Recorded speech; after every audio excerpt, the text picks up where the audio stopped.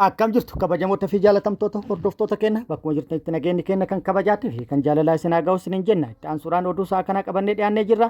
Hanga sagantaa kanaatti nu wajji turuudhaan itti bohaaraan affeerraa keenya kun biiftuu oroodha keessan jajjabeeffadhaa laayikii sheer godhuu hin dagatina. Oduu ammee hedduu isiniif qabannee jirra. Wajji turuudhaan itti bohaara kallattimaan gara mata duree oduu amma qabadheetti yeroo dabru oduun jalqaba. Jawaar rakkoo ajjecha ilmaan Oromoo irratti raawwatamaa jiruun yookaan tureen wal qabsiise. Dhibba kana iccitii saaxilaa jiruun wal qabate doorsifni hamaan kan rakkoo nageenya isaa ta'ee fi nageenya isaatiif sodaachisaa ta'e irratti aggaamamaa jiraachuu hayyoota fi xiinxaltoonni akkasumas hawaasni bal'aan shakkii qabu ibsaa jira. Dabalata odeeffannoo kana isin biraan ga'a. Oduun itti aanu loltoota mootummaatti waraana bilisummaa Oromoo gidduutti zooniilee Oromiyaa garaagaraa keessatti gaggeeffamaa jiru akkuma itti fufetti jira.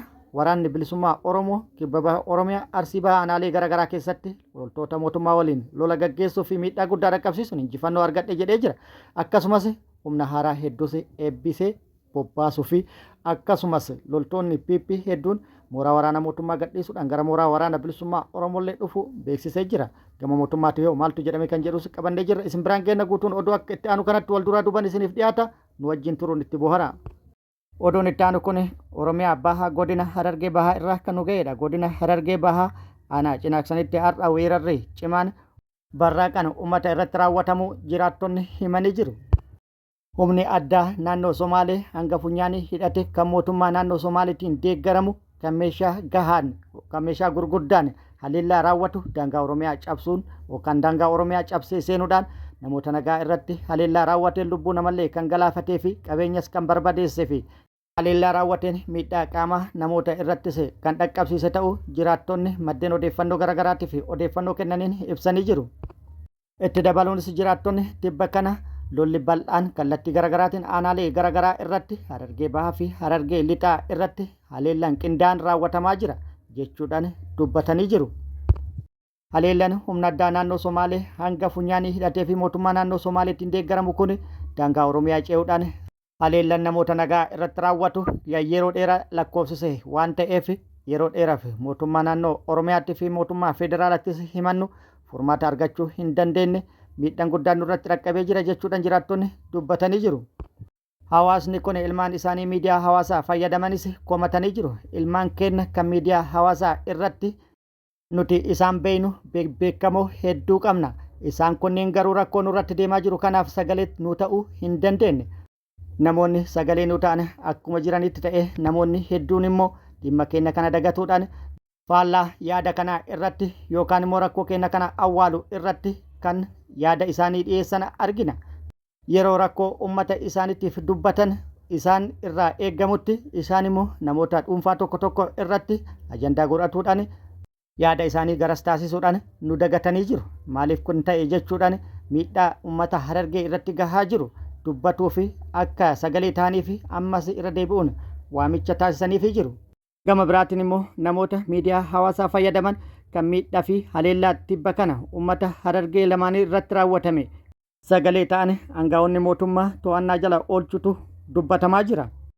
Kanas hawaasni kun maaliif ta'a jechuudhaan komii cimaa dhiyeessee jira. Kun akkuma jirutti ta'e haleellaa har'a ganama raawwatameen lubbuun namallee darbuun dhagahamee jira. Haleellaan kun kan raawwatame aanaa Cinaaksan ganda darbii dhakaa jedhamutti yoo ta'u haleellaa kanaan nama maqaan isaa Hasan Nuur Ibrahim jedhamu ajjeefamuu jiraattonni dubbatanii jiru. Kan madaanis ni jiru jedhamee jira.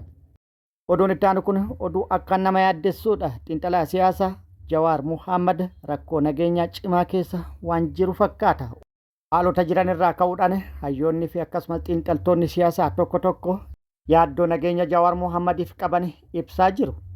Jawaar Muhammad ajjecha ilmaan Oromoo hayyoota akkasumas namoota bebbeekamoo fi ilmaan Oromoo ciccimoo irratti raawwatamaa jiru wal qabate tibba kana iccitii tokko baasee ture. Kunis ajjecha Mooyiboon Baqqalaatiin kan wal qabatudha.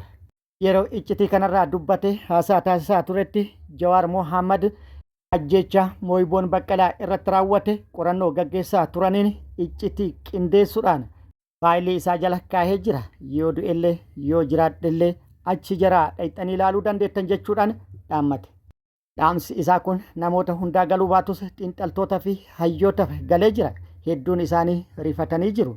Jawaar Muhammad dhaamsa kana kaa'uun isaa doorsifni hamaan lubbuu isaatiif sodaachisaa ta'e akka irratti gaggeeffamaa jiru hubatuudhaan hedduun isaanii dhukkubbii itti ragame ibsataa jiru. Mee viidiyoo gabaabduu tana haa laallu.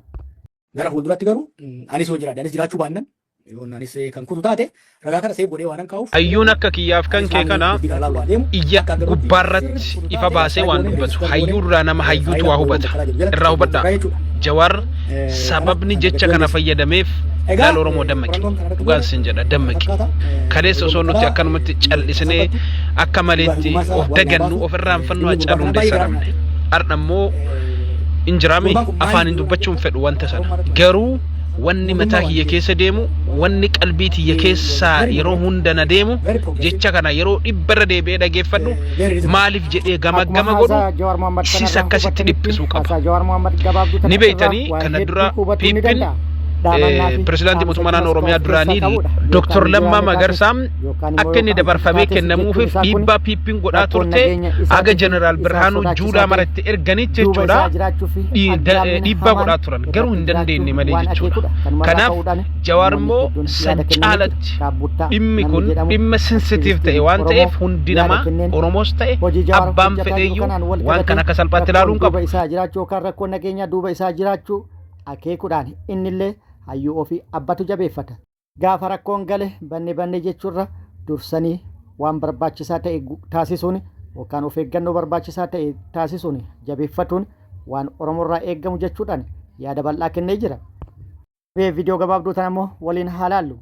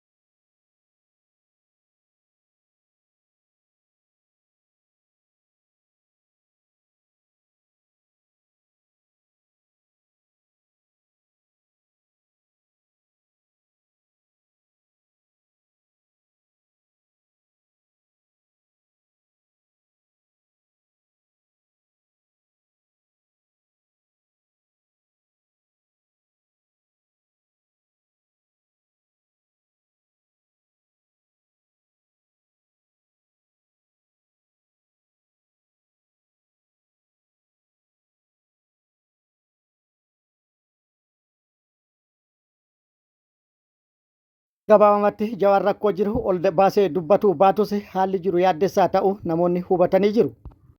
Dhiyeessii boba'aatiin wal qabate daldalli seeraan alaa hammaatuun beekamee jira. Kanaanis wal qabate buufataalee boba'aa 350 irratti tarkaanfii fudhachuu fi namoota 680 ol seeraaf dhiyeessu abbaan taayitaa boba'aa fi enerjii beeksisee jira.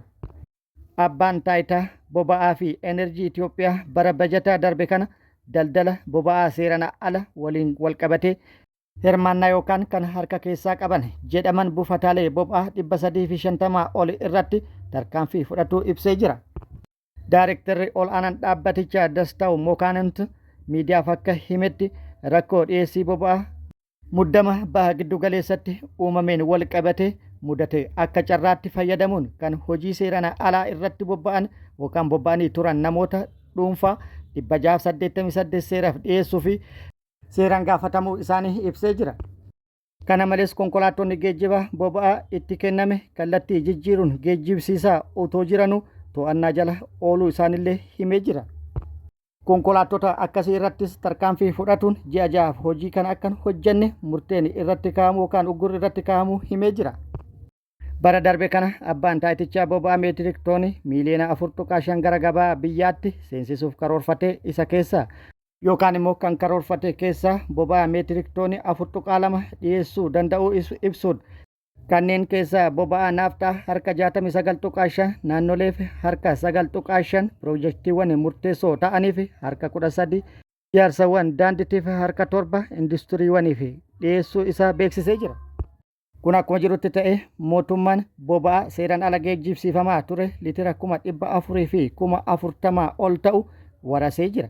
Isas gurguruudhaan birrii miliyoona 48 ol irraa argate jechuudhaan kan gabaafame yoo ta'u namoota 613 ammoo kan rakkoo kanaan shakkaman yookaan yakka kanaan shakkaman to'annaa jala ooluu isaanii himamee jira.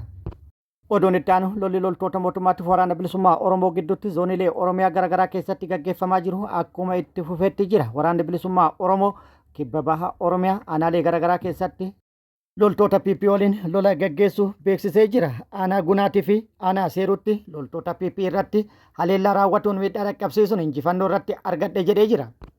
Haaluma kanaan kibba baha Oromiyaa Arsii baha aanaa Guna ganda Amuumaa Arraagoo iddoo addaa Gadamsaa jedhamutti gaafa adoolessa 9,2026 humnoota mootummaa halkan dahoo godhatuudhaan socho'aa turan irratti yookaan sakattaaf socho'aa turan irratti hadhee hidhuudhaan waraanni bilisummaa Oromoo haleellaa irratti raawwatuun miidhaa irratti dhaqqabsiisuu beeksisee jira. Haleellaa loltoota PP irratti raawwate kanaan hedduu madeesse hedduu addunyaa kanarraa godaanse tokko hidhannoo guutuu wajjin booji'u waraanni bilisummaa Oromoo bakkicha beeksisee jira.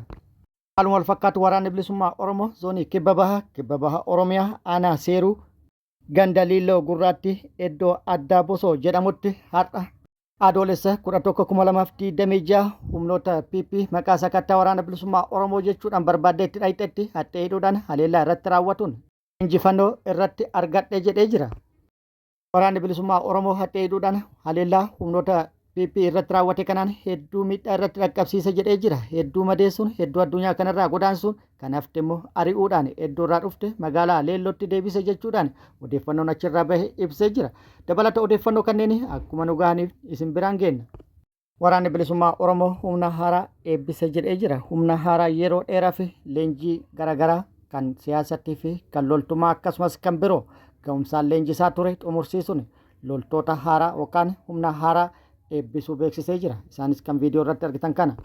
Humni haaraan kun roorroo qe'eetti itti hammaattee fi nagaan qe'ee isaatitti jiraachuu dadhabe gabrummaa baadhannee akkasumas roorroo baadhannee teennee boo'uu irra filannoon kenna dhiibbaa tokko malee gara bosona bahuudhaan of baraaruu jechuudhaan gara waraana bilisummaa Oromoo dhufuudhaan fedhii isaaniitiin leenjii kana fudhatuudhaan of qopheessuu fi waraanni bilisummaa Oromoollee ga'umsaan leenjisee bobbaasuu beeksisee jira. Gama biraatiin immoo waraanni bilisummaa Oromoo iddoowwan to'atetti hawaasa waliin marii gaggeessu cimsee itti fufuu beeksisee jira. Haaluma kana lixa Oromiyaa aanaalee garaagaraa keessatti marii hawaasa waliin taasisaa jiru cimsee kan itti fufe waraanni bilisummaa Oromoo lixa Oromiyaa godina Iluu Abbaa Booraa aanaa Daarimutti guyyaa 10 fi qeerroo fi hawaasa waliin marii taasisaa ture milkaa'inaan xumuruu beeksisee jira. Dargaggoonni guyyaa 10f hubannoon kennamaafii ture kan viidiyoo irratti argitan kana yoo ta'u fedhii isaaniitiin marii gaggeeffame irratti hirmaatuudhaan hubannoo cimaa argatu beeksisanii jiru. Oduun inni itti aanu loltoonni PP mooraa waraana PP gadi dhiisuun gara mooraa waraana bilisummaa Oromoo dhufuu itti fufanii jiru. Har'as bakkoota garaagaraa irraa loltoonni PP gara mooraa waraana bilisummaa Oromoo kan dhufan yoo ta'u Arsii Bahaa aanaa Zuwaay Duudaa magaalaa Haburaa irraa loltoonni PP gara mooraa waraana bilisummaa Oromoo dhufanii jiru.